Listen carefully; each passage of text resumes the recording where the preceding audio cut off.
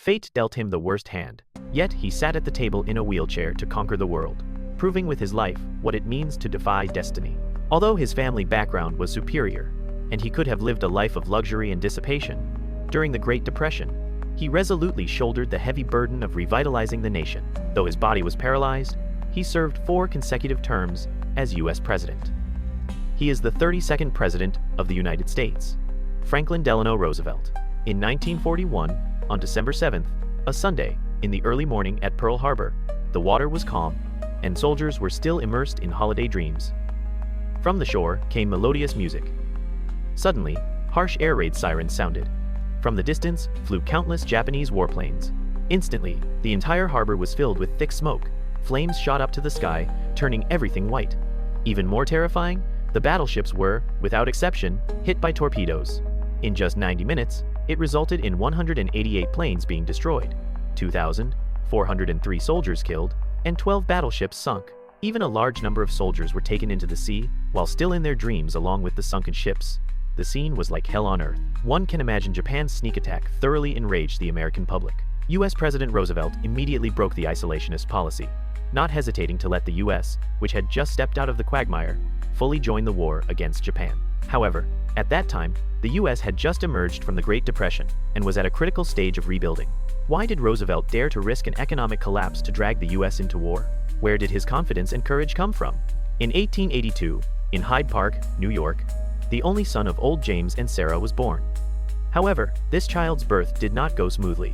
In fact, at birth, he was once unconscious because too much anesthesia was used. Although born without breathing, Franklin Roosevelt later survived healthily, destined to have an extraordinary life. Roosevelt was born into a prominent family, one of the wealthiest and oldest families in New York.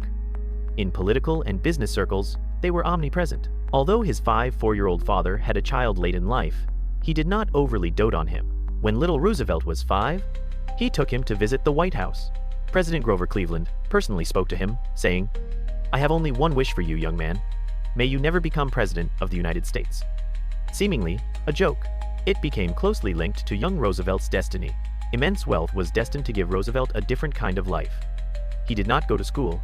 Instead, he received top-tier private education at his family's luxurious estate.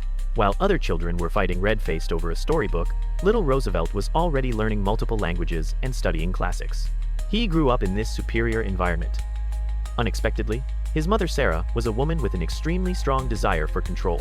She single-handedly controlled Roosevelt's early life, often taking him on study tours to Europe, greatly increasing little Roosevelt's experience and courage. This was far from enough. As the future of the family, he also learned horse riding, shooting, rowing, playing polo, and tennis. Basically, there was nothing he couldn't do. Although little Roosevelt was a noble son, he never slacked off. At the age of 14, he entered Groton School. In fact, this school was not something ordinary people could get into. It was a privileged school specifically for cultivating elite talents, guaranteeing at least some official position in the future.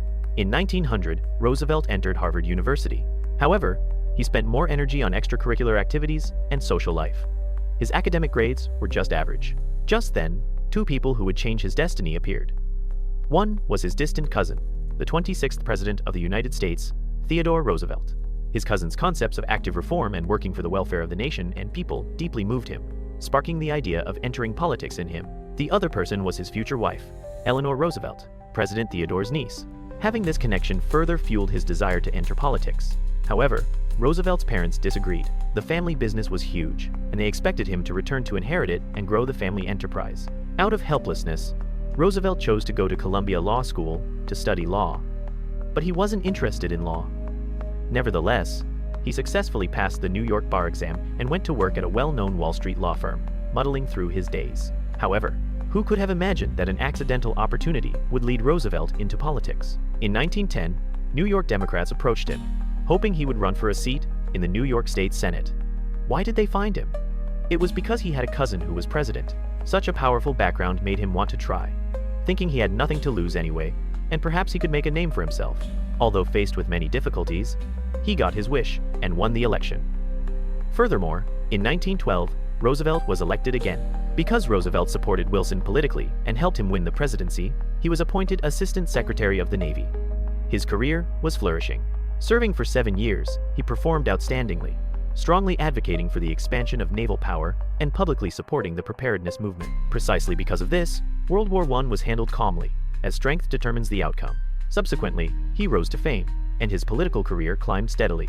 Before he was 40, he was nominated as a vice presidential candidate. Regrettably, at this time, Roosevelt was campaigning for Wilson's League of Nations plan, which resulted in his defeat in the 1920 vice presidential election. As a last resort, he had to resume his law career. Unexpectedly, fate dealt him another heavy blow.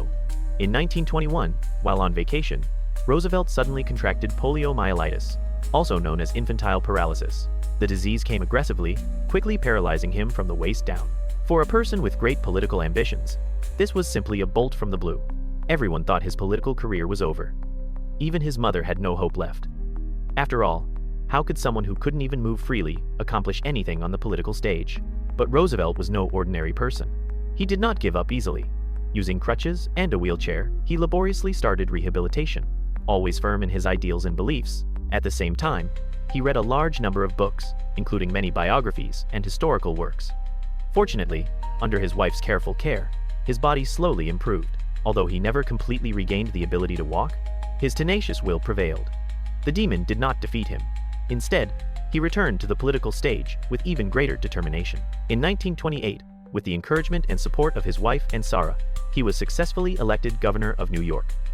But just then, the U.S. suffered the worst Great Depression in history. The economy was in chaos. Nationwide, 25% of banks closed, and over 2 million people were homeless. The public was extremely disappointed with the government. The once prosperous United States instantly became a hell on earth. Rooftops were crowded with desperate, bankrupt people.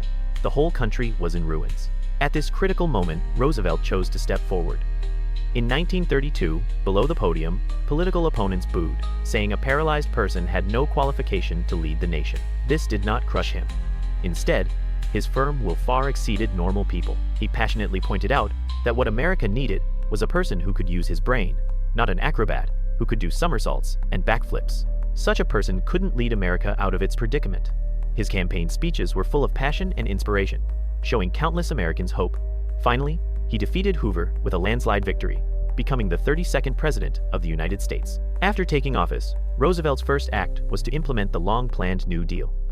He understood very well that the essence of the Great Depression was caused by uncontrolled capital. Because capital seeks profit, to maximize profit, production was blindly expanded, but the number of consumers remained fixed. When there were too many products, they couldn't be sold. Merchants were forced to lower prices to clear inventory. Undoubtedly, when profits were low, workers earned less. Without money, naturally, they couldn't buy things. This vicious cycle eventually evolved into the Great Depression. Therefore, Roosevelt, within 100 days, issued multiple executive orders. He signed the Emergency Banking Act to close and reorganize problematic banks, restoring financial order.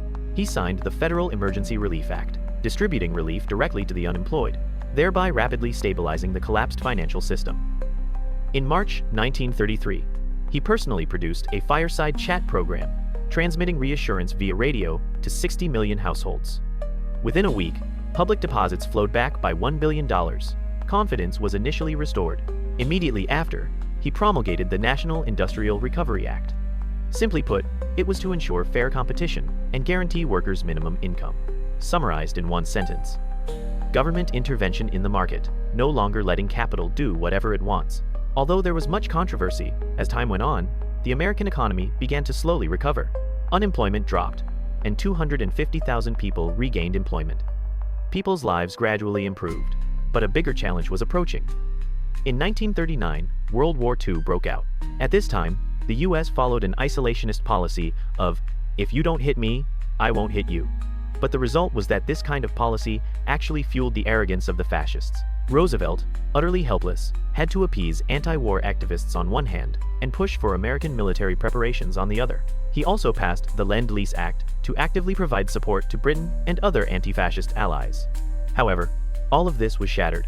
On the 7th of December 1941, Japan successfully sneak-attacked Pearl Harbor, thereby completely angering the isolationists. The United States, united as one, quickly entered the war, directly leading to Japan's accelerated defeat. As president, Roosevelt played a crucial leadership role in World War II. He led the American people to unite and fully commit to the war. What you might not know is that this was already his third presidential term. According to US law, a president can only serve 2 consecutive terms. In a century of unprecedented upheaval, Roosevelt brought hope to the people, and with super high popularity, famously broke tradition. Under his iron-fisted leadership, the American people were united and moved forward together. In 1944, without campaigning, he won a 4th term. This is enough to show how much he contributed to the United States.